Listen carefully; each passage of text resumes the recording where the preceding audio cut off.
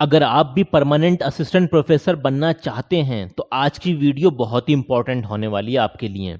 आगे बढ़ने से पहले अभी तक आपने चैनल को सब्सक्राइब नहीं किया तो सब्सक्राइब कर दें और ऑल नोटिफिकेशन ऑन कर दें, ताकि असिस्टेंट प्रोफेसर की कहीं से भी ऑल इंडिया बेसिस पर कहीं से भी कोई भी वैकेंसी आए तो सबसे पहले नोटिफिकेशन आपके पास आएगा। तो चलिए बिना किसी देरी के शुरू करते हैं।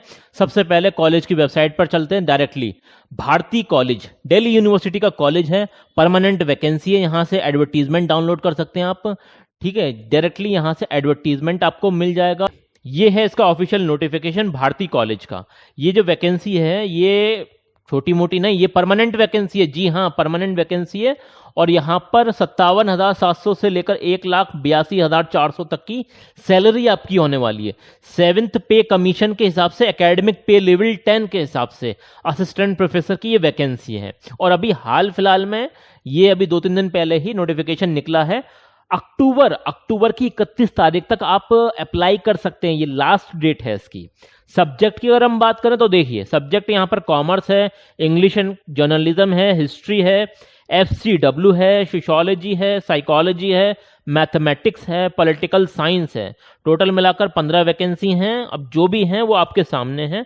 आगे कुछ और इंपॉर्टेंट जानकारी मैं आपको देने वाला हूं जो आपको पता होनी चाहिए। एटलीस्ट ये तो आपको मालूम होना चाहिए जब भी आप सोच रहे हो दिल्ली यूनिवर्सिटी जैसी प्रेस्टिजियस यूनिवर्सिटी में अप्लाई करने की।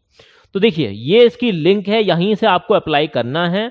ये लिंक मैं आपको वीडियो के डिस्क्रिप्शन में प्रोवाइड करा दूंगा, वहां से जाकर आप डायरेक्टली फॉर्म अप्लाई कर देना। अब यहां पर ये आपको ऑनलाइन फॉर्म फिलअप करना पड़ेगा। और अगर हम बात करें इसकी क्वालिफिकेशन की, तो आपने पीजी कर रखा हो, पीजी आपने कर रखा हो, वो भी 55% के साथ। अब ये 55% उन लोगों के लिए जो जनरल कैटेगरी में आते हैं।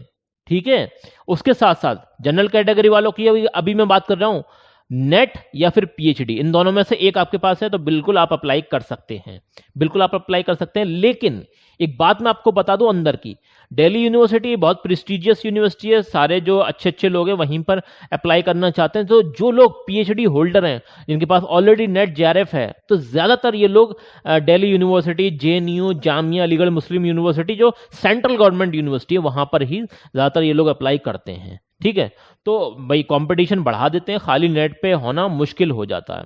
ठीक है, अभी यहां पर जैसे आपने किसी फॉरेन की यूनिवर्सिटी से, लंदन, अमेरिका, पेरिस वेरिस ढेरिस कहीं से भी कर रखी है, तो वो टॉप 500 में होनी चाहिए, तो भी डायरेक्टली आप अप्लाई कर सकते हैं पीएचडी के बेसिस पर। ठीक है, अब अगर हम बात करें तो रिलैक्सेशन की, पीजी में और मतलब बैचलर डिग्री के बेसिस पर, पीजी लेवल पर और बैचलर में आपको 5% का रिलैक्सेशन मिल जाएगा।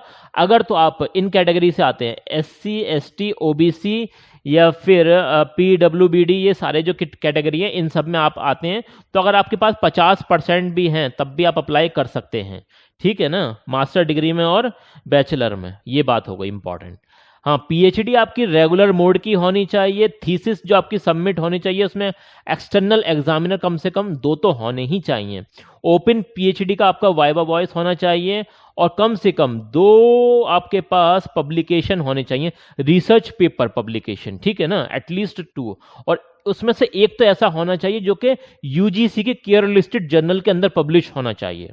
ठीक है, अब candidate has presented at least 2 paper, 2 research paper की ही बात हो रही है, जो कि उन्होंने कॉन्फ्रेंस सेमिनार में स्पॉन्सर्ड जो होती हैं यूजीसी या फिर ICSSR के जरिए वहां पर प्रेजेंट किया हो, तो ये भी होना चाहिए। इसके अलावा सबसे मेन इंपॉर्टेंट बात यह कि सिलेक्शन कैसा होगा आपका, तो सिलेक्शन आपका API स्कोर के बेसिस पर होगा, प्लस आपका इंटरव्यू होने वाला। क्या होने वाला? इंटरव्यू। ठीक है जी, इंटरव्यू होने वाला। तो यहां पर ये जो API स्कोर होता है ये 100 में से देखा जाता है। अब 100 में से आपका कम से कम, जनरल कैटेगरी की मैं आपको बात बता रहा हूं, कम से कम आपको जो है 55 तो लाने ही पड़ेंगे API स्कोर। और अगर आप किसी SC ST या फिर OBC कैटेगरी से आते हैं तो 50 पे भी आपको बुला लिया जाएगा इंटरव्यू के लिए। अब ये समझ लीजिए, अगर आपका चेक करना है आपको API स्कोर, और कमेंट सेक्शन में जरूर से बताना अपना अपना API स्कोर, बिल्कुल मैंडेटरी है, जल्दी जल्दी बताना देना सब अपने अपना API स्कोर। तो ग्रेजुएशन की अगर हम बात करें, अगर आपकी ग्रेजुएशन में 80% या फिर उससे ज्यादा थे, ठीक है ना, समझ लेना गौर से, 80% थे या फिर उससे ज्यादा थे, तो उसके कितने नंबर मिलेंगे आपको? 21 नंबर मिलेंगे। अब अगर आपके 60% टू लेस देन 80%, मतलब 80 और 60 के बीच में थे, तो आपको 19 नंबर मिलेंगे। इसी तरीके से इन सब का भी है, ठीक है ना। पोस्ट ग्रेजुएशन में भी लगभग सेम ही है, जैसे कि 80% या उससे ज़्यादा थे तो 25 नंबर मिलेंगे। तो ये आगे के पॉइंट्स आप खुद देख लेना, ठीक है ना। अब इसी तरीके से आपने अपना एपीआई स्कोर जरूर से निकाल लेना, कमेंट सेक्शन में जरूर से लिख देना, ठीक है ना। अब यहाँ पर पीएचडी में अगर हम बात करें तो पीएचडी आपने अगर कर रखी है तो देखिए यहाँ पर 25% आप, वो 25% बोल रहा हूँ, 25 नंबर आपको मिल जाएंगे। और यही मेन वजह है कि पीएचडी वाले आगे निकल जाते हैं, ओनली नेट वाले पीछे रह जाते हैं परमानेंट वैकेंसी के ऊपर। अब जीआरएफ की अगर हम बात करें, भाई जीआरएफ आपके पास क्वालिफाई है तो खाली जीआरएफ के ही 10 नंबर मिलते हैं, नेट के 8 नंबर मिलते हैं। लेकिन ऐसा नहीं है कि आपने जीआरएफ भी क्वालिफाई कर रखा है और नेट भी क्वालिफाई कर रखा है तो 10 और 8 18 नंबर नहीं मिलेंगे आपको, नहीं मिलेंगे, बस खाली 10 ही नंबर मिलेंगे मैक्सिमम। ये बात है इंपॉर्टेंट, ठीक है। रिसर्च पेपर पब्लिकेशन की बात करें तो हर एक पेपर के आपको 2 नंबर मिलते हैं। कितने मिलते हैं? 2 नंबर मिलते हैं, मैक्सिमम 6 नंबर मिलेंगे आपको। अगर हम बात करें टीचिंग एंड पोस्ट डॉक्टरल जो एक्सपीरियंस वगैरह होता है, हर एक साल का 2 नंबर आपको मिलेगा, मैक्सिमम नंबर 10 मिल सकते हैं आपको। तो ये वो पॉइंट्स होते हैं जिसकी वजह से बहुत सारे लोग आगे निकल जाते हैं और आप कहते हैं कि हमें तो ये लोग बुलाते ही नहीं है, किसके लिए? इंटरव्यू के लिए। तो भाई साहब बुलाएंगे इसीलिए नहीं कि अगर आपका एपीआई स्कोर कम होगा तो ये लोग नहीं बुलाते हैं। वहां पर बहुत बड़े बड़े तुर्रम खान आते हैं, मैं आपको डिग्रेड नहीं कर रहा हूं, लेकिन हकीकत यही है कि भाई दिल्ली यूनिवर्सिटी है, वहां पे कंपटीशन तो रहता है। फिर भी ये आप देख सकते हैं अवार्ड वगैरह है, तो अवार्ड वगैरह में अगर आपके पास इंटरनेशनल और नेशनल अवार्ड हैं तो उसके 3 नंबर मिल जाते हैं आपको, और स्टेट लेवल के अवार्ड है तो उसके 2 नंबर मिल जाते हैं। लेकिन मैक्सिमम आपके पास स्टेट और इंटरनेशनल और नेशनल सब मिलाकर भी अगर आपके पास अवार्ड हो तो ज्यादा से ज्यादा 3 नंबर ही आपको मिल सकते हैं, ठीक है जी। ये भी इंपॉर्टेंट पॉइंट है।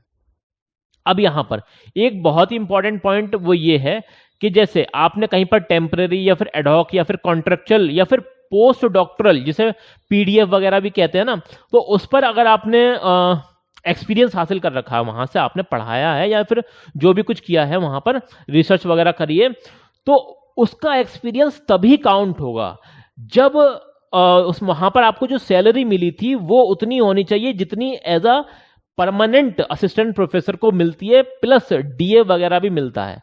वही कहने का मतलब ये है कि 57,700 प्लस डियरेंस अलाउंस वगैरह मिलाकर उतनी आपकी सैलरी होनी चाहिए। और उस लेवल पे आपने अगर कहीं पर काम किया है तो आपका एक्सपीरियंस काउंट होगा, अदरवाइज एक्सपीरियंस काउंट नहीं होगा। और एक इन्होंने बड़ी ही ज्यादती करी है इन लोगों के साथ, गेस्ट फैकल्टी वालों के साथ। तो ये क्या लिख रखा है इन्होंने, ये पढ़ लीजिए, देखिए, the experience as guest faculty shall not be considered. ये बिल्कुल ज्यादती वाली बात हो गई। फिर आप इनकी भर्ती ही क्यों कराते हैं गेस्ट फैकल्टी की? और भाई साहब मैं दिल्ली यूनिवर्सिटी की बात बता रहा हूं आपको कि सबसे ज्यादा गेस्ट फैकल्टी के अगर कहीं पर काम कर रहे हैं लोग तो वो दिल्ली यूनिवर्सिटी है। आए दिन वहां पर वैकेंसी आती रहती है। एक फायदा आपको हो जाता है कि भाई जो इंटरनल लोग जो होते हैं ना, उनसे कहीं ना कहीं आपके कनेक्शन बन जाते हैं। वो सारी चीजें हैं, वो तो खैर है। जब आप एक सिस्टम में जाते हैं तो वहां के लोगों से आपकी जान पहचान बनने लगती है, वो एक अलग चीज है। देखिए यहाँ पर अगर हम बात करें एमफिल और पीएचडी, अगर आपके पास दोनों भी हैं तब भी आप मैक्सिमम 25 मार्क्स यहाँ से ले सकते हैं। अब यहाँ पर अगर आपके पास जीआरएफ भी है और नेट भी है, दोनों भी हैं, तब भी आप मैक्सिमम नंबर 10 ही लेके जा सकते हैं। ऐसा नहीं है कि आपको 18 नंबर मिल जाएंगे, 10 जीआरएफ के और 8 नेट के, ऐसा नहीं होगा, ठीक है ना। तो मैक्सिमम आपको 10 नंबर यहाँ से मिल सकते हैं। अवार्ड कैटेगरी में मैक्सिमम आपको 3 नंबर मिलेंगे। टोटल जो एपीआई देखा जाता है वो 100 में से देखा जाता है। अब 100 में से अगर आपका 55 आ रहा है तो बढ़िया है जनरल कैटेगरी वालों के लिए। और उसके अलावा जो बचते हैं भाई, बहुत सारे लोग हैं जनरल और ईडब्ल्यूएस वगैरह के लिए, तो यही है 55 है। इसके अलावा मैं आपको दिखा देता हूँ, वाली स्लाइड दिखा देता हूँ। देखो यहाँ पर लिख रखा है, ये पढ़ लीजिए आप। The applicants securing less than 55% marks will not be included in the list of shortlisted candidate. A relaxation of the 5 marks will be given to the candidate belonging to SC, ST, PWD candidates. हाँ, यहाँ पर 5 number का relaxation मिल जाएगा इन category वालों के लिए, और वरना ज़्यादातर लोगों को ये 55 तो होने ही चाहिए एटलीस्ट आपके। तो ये बात हो गई इंपॉर्टेंट एपीआई स्कोर के अंदर, तभी आपको बुलाएंगे इंटरव्यू के लिए। अब अगर हम बात करें, देखिए एक पॉइंट और है, काफ़ी लोगों को कन्फ्यूजन होता है कि वो रिसर्च पेपर पब्लिकेशन कराते हैं, पेपर लिखते हैं और उनका अंडर सबमिशन में होता है। कैसा होता है? अंडर सबमिशन होता है। और सबमिटेड टू रेफर, मतलब पीर रिव्यू में उन्होंने दे रखा होता है, will not be considered towards the calculation of the marks for the publication of the criteria. कह रहे हैं कि अगर आपका जो पेपर है वो अंडर सबमिशन है या फिर पीर रिव्यू वगैरह में पड़ा हुआ है तो उसके मार्क्स कैलकुलेट नहीं किए जाएंगे एपीआई स्कोर में, ईपीआई स्कोर में उसके मार्क्स कैलकुलेट नहीं किए जाएंगे। अगर हम यहाँ पर एप्लीकेशन फीस की बात करें तो 500 रुपीज़ फीस यहाँ पर दे रखी है यूआर ओबीसी ईडब्ल्यूएस कैटेगरी वालों के लिए, और यहाँ पर नो एप्लीकेशन फी है इन लोगों के लिए, एससी एसटी पीडब्ल्यूडी कैंडिडेट्स के लिए कोई यहाँ पर फीस वगैरह नहीं है। और हाँ, वुमेन कैटेगरी वालों के लिए भी कोई फीस नहीं है। तो भैया वुमेन कैटेगरी वालों के लिए भी मजे हैं, अप्लाई कर देना, और क्या है। अब अगर हम बात करें तो भाई यहाँ पर सबसे पहले आपका एपीआई स्कोर देखा जाएगा, प्लस आपका इंटरव्यू होगा, हम वही प्रेजेंटेशन वगैरह भी इसी में आपका ये ले लेंगे। इसमें आपकी राइटिंग स्किल भी चेक करेंगे और कम्युनिकेशन स्किल भी चेक करेंगे। अब राइटिंग स्किल में ये आपको ऐसे वगैरह लिखने के दे सकते हैं, यहाँ पर क्लियरली मेंशन कर रखा है इन्होंने।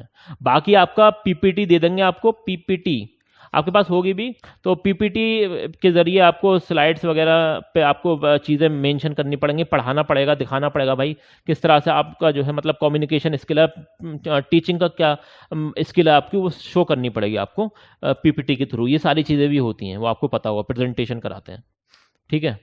इसके अलावा जब आपको मतलब इसके लिए बुलाया जाएगा इंटरव्यू के लिए, तो ये सारी चीज़ें लेकर आपको जानी है, ठीक है। और एक ईमेल आईडी आपके पास पर्टिकुलरली होनी चाहिए, सारे राब्ते जो आपसे किए जाएंगे वो ईमेल आईडी के थ्रू ही किए जाएंगे।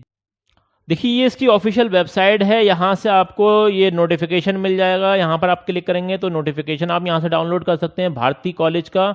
और अगर आप अप्लाई करना चाहते हैं तो यहाँ पर ये लिंक भी दे रखी है, जैसे आप यहाँ पर क्लिक करेंगे तो ये पोर्टल ओपन हो जाएगा, यहाँ से आप अप्लाई कर सकते हैं, ठीक है ना। सबसे पहले आपको यहाँ पर रजिस्ट्रेशन करना पड़ता है, तभी आप अप्लाई कर पाएंगे।